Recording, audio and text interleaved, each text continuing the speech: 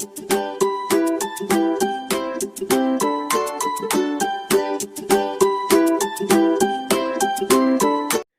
दोस्तों, आप सभी का आपके अपने चैनल लास्ट स्टेप पर स्वागत है। तो आज हम लोग बिहार दवा का प्रैक्टिस सेट नंबर 72 देखेंगे। आप ये प्रश्नों को अच्छे से देखिए और इसका उत्तर कमेंट बॉक्स में ज़रूर लिखिएगा। पहला सवाल है आज का, सौर ऊर्जा की सबसे महत्वपूर्ण भूमिका कौन सी है या किस में है? सौर ऊर्जा की सबसे महत्वपूर्ण भूमिका किस में है, कौन से चक्र में है? तो यह हो जाएगा ऑक्सीजन चक्र में। आंसर बी हो जाएगा। सौर ऊर्जा की सबसे महत्वपूर्ण भूमिका ऑक्सीजन चक्र की है। ऑक्सीजन गैस के रूप में वायुमंडल में घुलित रहती है।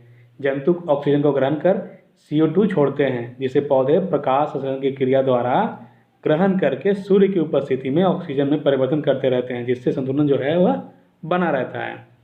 देख सकते हैं, यदि आप फिलेथेओ द्वीप में हैं तो आप किस देश में होंगे? यानी कि फिलेथेओ द्वीप किस देश में स्थित है?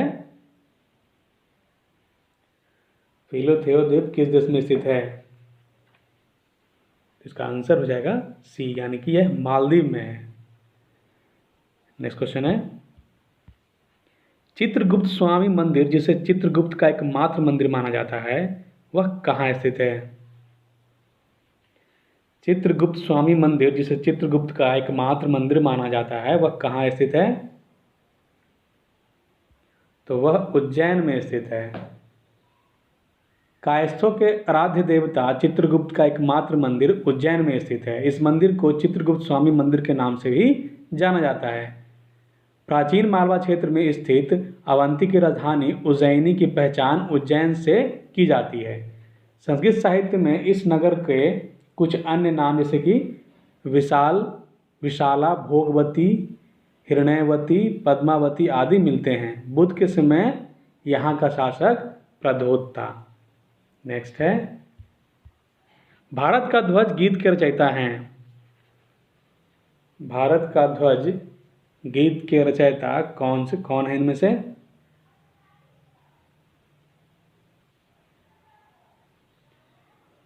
इसका आंसर हो जाएगा सी, यानी कि श्याम लाल गुप्ता हैं। भारत के ध्वज गीत यानी कि झंडा गान विजय विश्व तिरंगा प्यारा झंडा ऊंचा रहे हमारा की जो रचयिता है वह श्यामलाल गुप्ता पार्षद थे। श्यामलाल गुप्ता पार्षद थे। आज का 5वां क्वेश्चन है, निम्नलिखित में से कौन अंतरिम सरकार का सदस्य नहीं था? निम्नलिखित में से कौन अंतरिम सरकार का सदस्य नहीं था? इसका आंसर हो जाएगा डी, यानी कि BR आम्बेडकर जो थे वह अंतरिम सरकार के सदस्य नहीं थे।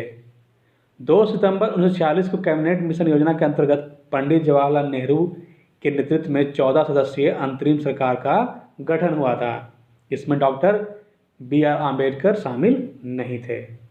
नेक्स्ट है, 2 जून 2020 को केंद्र सरकार ने भारतीय विदेश सेवा की वरिष्ठ अधिकारी गायत्री आई कुमार को किस देश में भारत का अगला उच्चायुक्त नियुक्त किया है?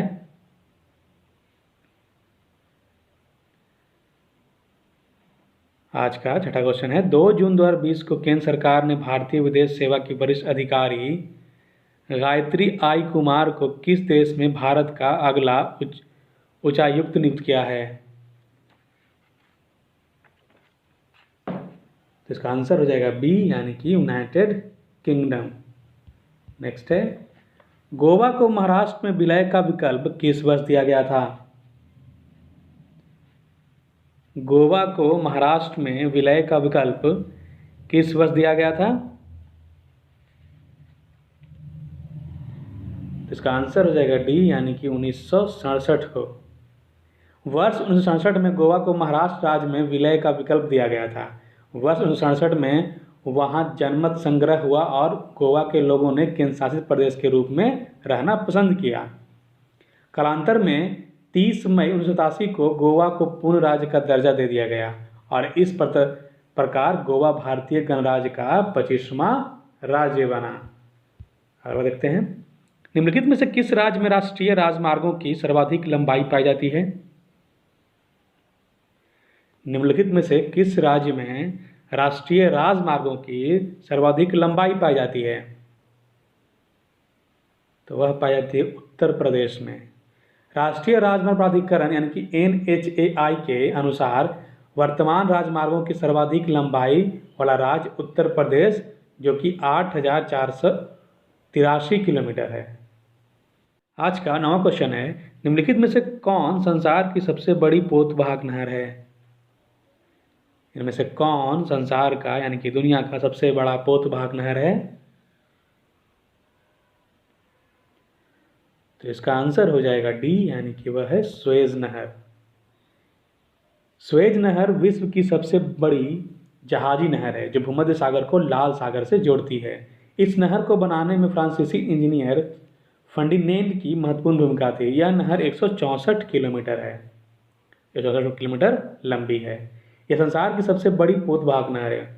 1956 में मिस्र सरकार ने इस नहर का राष्ट्रीयकरण कर दिया था। अब यहाँ पर जो कील नहर है, यह पश्चिमी जर्मनी में उत्तरी सागर को बाल्टी सागर से जोड़ती है। पश्चिमी जर्मनी में उत्तरी सागर को बाल्टी सागर से जोड़ती है कील नहर। पनामा नहर है जो, तो पनामा नहर, यह नहर पनामा स्थल खंड को काटकर बनाई गई है जो प्रशांत महासागर और कैरिबियन सागर को जोड़ती है। अब यहाँ पर एक और है सू नहर।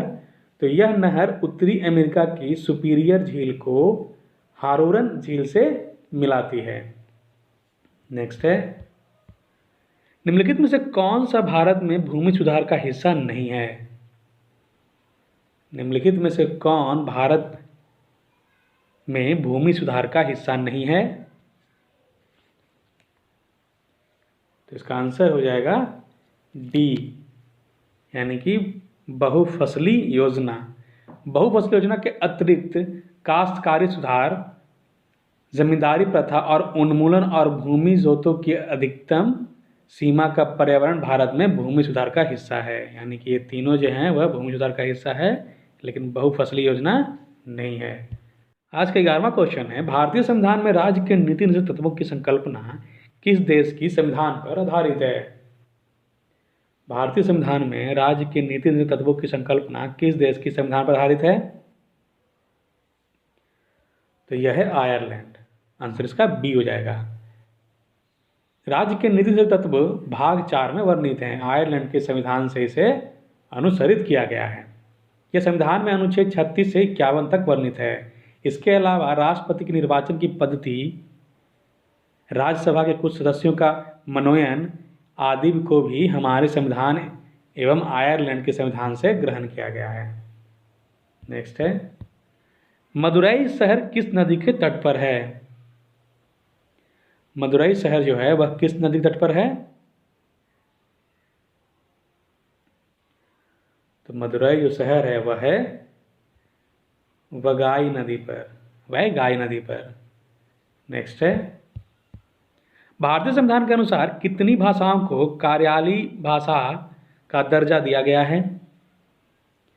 भारतीय संविधान के अनुसार कितनी भाषाओं को कार्यालयी भाषा का दर्जा दिया गया है?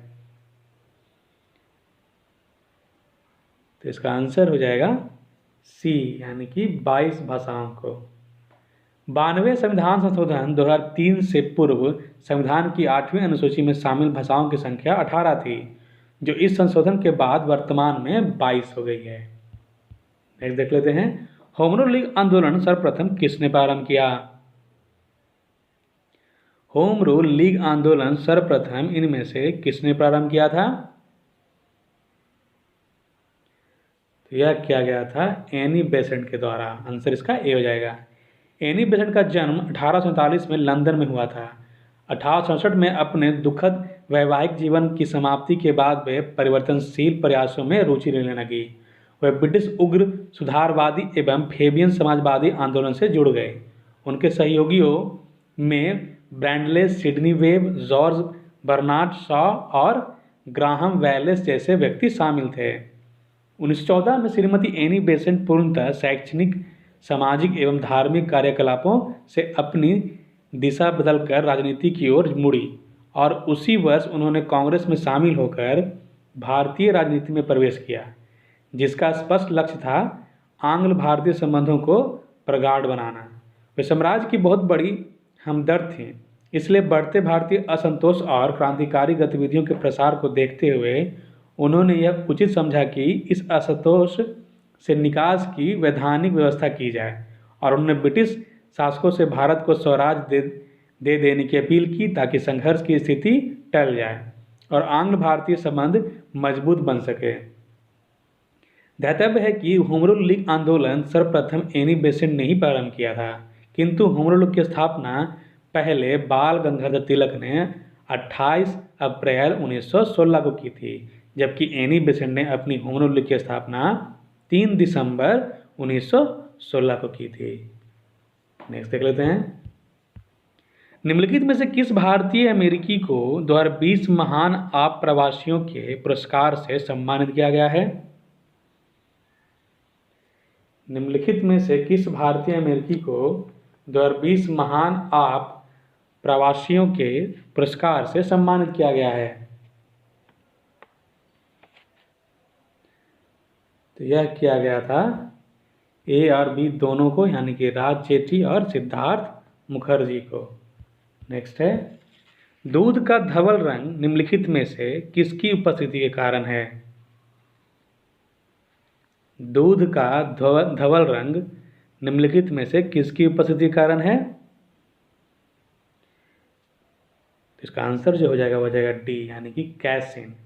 बैक्टीरियम लैक्टिसाई एसिडाई और बैक्टीरियम एसिडाई लैक्टिसाई नामक जीवाणु जो दूध में पाए जाते हैं और दूध में पाई जाने वाली लैक्टोस शर्करा का किण्वन कर लैक्टिक अम्ल का निर्माण करते हैं। दूध में धवल रंग कैसिन नामक प्रोटीन की उपस्थिति के कारण होता है। नेक्स्ट देख लेते हैं। किस मंत्रालय ने हाल ही में पतंजलि की कोरोनिल ड्रग की बिक्री से प्रतिबंध हटा लिया है? किस मंत्रालय ने हाल ही में पतंजलि की कोरोलिन ड्रग की बिक्री से प्रतिबंध हटा लिया है? तो इसका आंसर हो जाएगा ये, यानी कि आयुष्मान मंत्रालय ने। नेक्स्ट है, वैशाली का मेला जो चैत्र शुक्ल के त्रयोदशी को आयोजित की जाती है संबंधित है?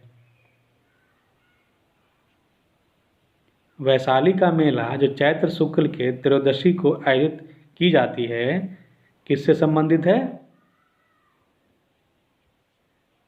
तो यह है जैन धर्मावलंबी से संबंधित है, जैन धर्मावलंबी से। नेक्स्ट देख लेते हैं। इन पश्चिम वाहिनी नदियों में से कौन दो पर्वत श्रेणियों के बीच बहती है? इन पश्चिम वाहिनी नदियों में से कौन दो पर्वत श्रेणियों के बीच बहती है? तो वह नर्मदा है। नर्मदा नदी विंध्याचल पर्वत श्रेणियों में स्थित अमरकंटक नामक स्थान से निकलती है। यह 1312 किलोमीटर की यात्रा करते हुए खंबात की खाड़ी में गिरती है। इसके उत्तर में विंध्याचल और दक्षिण में सतपुड़ा पर्वत है। इसके बीच में यह भ्रंश घाटी में बहती है। वहीं पे जो माही नदी है, माही नदी विंध्याचल पर्वत श्रेणी से निकलती है। यह 553 किलोमीटर की यात्रा करते हुए खंबात की खाड़ी में गिरती है। अब यहाँ पर है साबरमती नदी। तो साबरमती नदी उदयपुर जिले के दक्षिणी भाग से निकलती है। यह 320 किलोमीटर की यात्रा करते हुए खंबात की खाड़ी में गिरती है। नेक्स्ट है, माले किस देश की राजधानी है? माले या मले किस देश की राजधानी है? तो इसका आंसर हो जाएगा सी, यानी कि मालदीव। नेक्स्ट है, किस संस्था के द्वारा बिहार में आपका बैंक आपके द्वार कार्यक्रम शुरू किया गया है?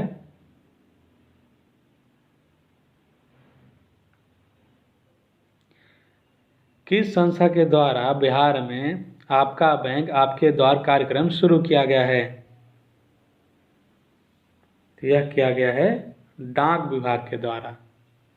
इसके तहत एक माह में लगभग 12 लाख लोगों को 74 करोड़ रुपए सरकारी सहायता राशि का भुगतान किया गया।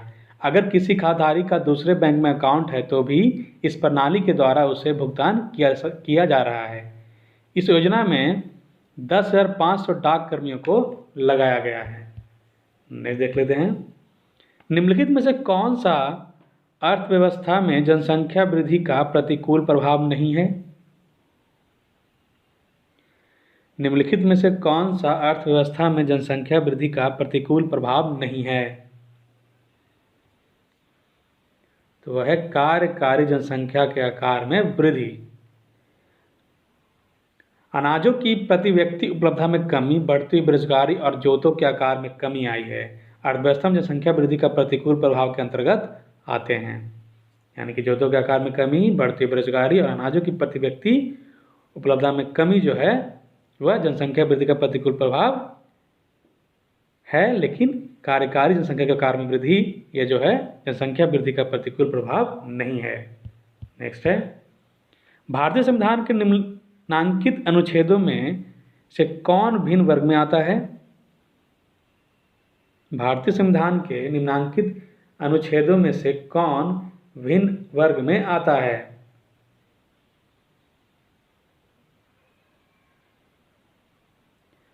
इसका आंसर हो जाएगा डी, यानी कि अनुच्छेद 19। अनुच्छेद 14, अनुच्छेद 15 और अनुच्छेद 16 का संबंध जो है वह मूल अधिकारों के तहत समता के अधिकार के अंतर्गत आएगा। वहीं पर अनुच्छेद 19 का संबंध जो है वह स्वतंत्रता के अधिकार के तहत आएगा। नेक्स्ट है, मानव शरीर में रक्त का थक्का किस विटामिन के कारण जमता है? मानव शरीर में रक्त का थक्का किस विटामिन के कारण जमता है? इसका आंसर हो जाएगा ए, यानी कि विटामिन के कारण। विटामिन के जिगर में प्रोथ्रोम्बिन नामक पदार्थ के निर्माण में भाग लेता है, अतः यह चोट पर रक्त थक्के के जमने के लिए आवश्यक होता है। इसे इसलिए रक्तस्रावरोधी पदार्थ भी कहते हैं। हरी पत्तियां, टमाटर, गोभी, सोयाबीन, जिगर, अंडों की जर्दी तथा पनीर में यह काफ़ी मात्रा में पाया जाता है। नेक्स्ट क्वेश्चन देख लेते हैं आज का। आर्थिक नियोजन के युग में आरंभ से भारत की सकल राष्ट्रीय आय में कृषि क्षेत्र हिस्सा कितना है या कैसा हो रहा है?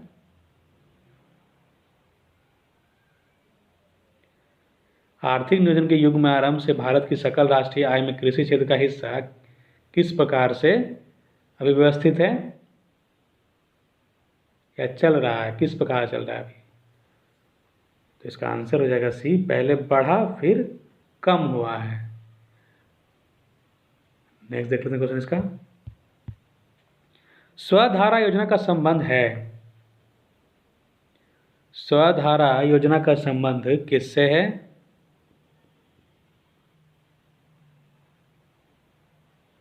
तो इसका आंसर हो जाएगा बी, जीवन के कठिन परिस्थितियों को प्राप्त महिलाओं की सहायता करना स्वधारा योजना का विचारधारा है। आज का 27वां क्वेश्चन है, मुगलों और मेवाड़ के राणा के मध्य चित्तौड़ की संधि किस शासक के शासन में हस्ताक्षरित हुई थी? मुगलों और मेवाड़ के राणा के मध्य चित्तौड़ की संधि किस शासक के शासनकाल में हस्ताक्षरित हुई थी? तो इसका आंसर हो जाएगा बी, यानी कि जहांगीर। जहांगीर ने गद्दी पर बैठती 1605 ईस्वी में शाहजादा परवेज के नेतृत्व में एक विशाल सेना मेवाड़ विजय के लिए भेजी, किंतु देवार दर्रे के पास हुए इस युद्ध में कोई निर्णय नहीं हुआ। इसके बाद जहांगीर ने 1608 में महाबत खान, 1609 में अब्दुल खान तथा 1613 ईस्वी में खुर्रम के नेतृत्व में कई अभियान भेजा। 1615 ईस्वी में राणा अमर सिंह एवं मुगलों के बीच एक संधि हो गई। राणा अमर सिंह ने इस संधि के परिणाम स्वरूप आत्मग्लानि के कारण अपना सिंहासन अपने पुत्र युवराज करण सिंह को सौंपकर नौचौकी नामक एकांत स्थान पर जाकर अपना शेष जीवन व्यतीत किया। जहांगीर ने राणा अमर सिंह एवं उसके पुत्र करण सिंह को संगमरमर की 2 मूर्तियां बनवाकर आगरे में अपने राजमहल के उद्यान में रखवाई थी। देख लेते हैं। गांधी के दांडी मार्च के संदर्भ में निम्नलिखित में से कौन सा कथन असत्य है? गांधी के दांडी मार्च के संदर्भ में निम्नलिखित में से कौन सा कथन असत्य है? तो वह है, नमक कर का विरोध करना इसका विशेष प्रयोजन था। गांधी जी ने दांडी मार्च का आरंभ अपने 78 कार्यकर्ताओं के साथ 12 मार्च 1930 को गुजरात में स्थित साबरमती आश्रम से किया था। 240 मील की लंबी यात्रा पैदल चलकर 24 दिनों में तय की गई। 6 अप्रैल 1930 को प्रातःकाल प्रार्थना के बाद महात्मा गांधी ने समुद्र तट पर नमक बनाकर कानून भंग किया। यह आंदोलन नमक कर के बहाने से अंग्रेजी सत्ता के विरुद्ध आंदोलन चलाया गया था। नेक्स्ट है, निम्नलिखित फसलों में से किसे हरित क्रांति का सर्वाधिक लाभ उत्पादन एवं उत्पादकता दोनों में हुआ?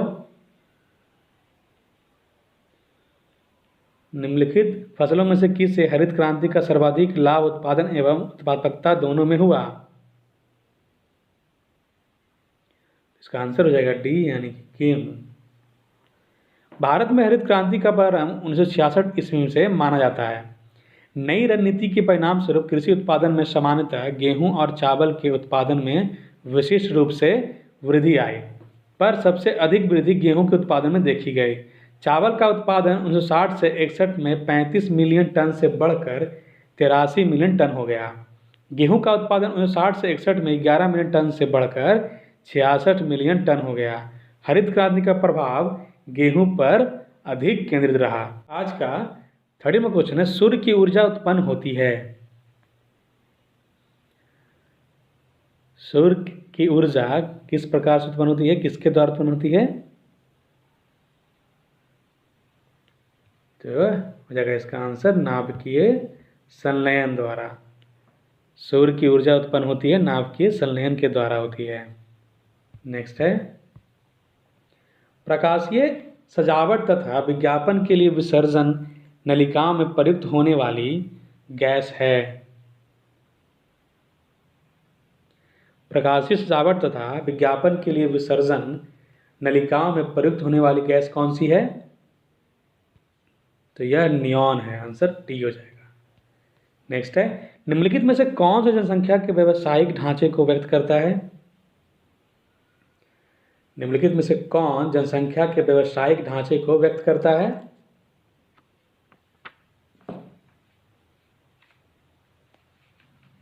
तो इसका आंसर हो जाएगा सी, यानी कि विभिन्न व्यवसाय में कार्यकारी जनसंख्या का वितरण। नेक्स्ट देख लेते हैं, मानव जनित जलवायु परिवर्तन के कारण विलुप्त होने वाली पहली स्तनपायी प्रजाति निम्नलिखित में से कौन सी है? मानव जनित जलवायु परिवर्तन के कारण विलुप्त होने वाली पहली स्तनपायी प्रजाति निम्नलिखित में से कौन सी है? तो इसका आंसर हो जाएगा ए, यानी कि ब्रेबेल के मोलेमेंस। ब्रेबेल के मोलेमेंस चूहे जैसी प्रजाति है जिसे ऑस्ट्रेलियाई चूहा कहा जाता है। इसे ग्रेट बैरियर रीफ का एकमात्र स्थानिक स्तनपायी माना जाता था। यह मानव जनित जलवायु परिवर्तन के कारण विलुप्त होने वाली पहली स्तनपायी स्तनधारी प्रजाति है। नेक्स्ट है, नाभिकीय रिएक्टर में निम्नलिखित में से किसे मंदक के रूप में प्रयोग किया जाता है? नाभिकीय रिएक्टर में निम्नलिखित में से किसे मंदक के रूप में प्रयोग किया जाता है? तो यह किया जाता है ग्रेफाइट को, आंसर बी हो जाएगा। आज का 35वां क्वेश्चन है, मलेरिया निदान हेतु आर्टितर नामक की औषधि प्राप्त होती है। इनमें से किससे मलेरिया निदान हेतु आर्टितर नामक की औषधि प्राप्त होती है? तो यह होती है बीजीय पादप से। तो इसी प्रश्न के साथ आज का बिहार दरोगा प्रैक्टिस सेट नंबर 72 समाप्त होता है। अगर ये क्वेश्चन आपको अच्छे लगे हों, हेल्पफुल लगे हों, चैनल को सब्सक्राइब करें, वीडियो को लाइक करें, वीडियो को शेयर भी करें ताकि और लोग चैनल से जुड़ सकें। तब तक के लिए आप लोग अच्छे तैयारी करें। हम कल फिर मिलेंगे नए प्रश्नों के साथ। थैंक यू, धन्यवाद।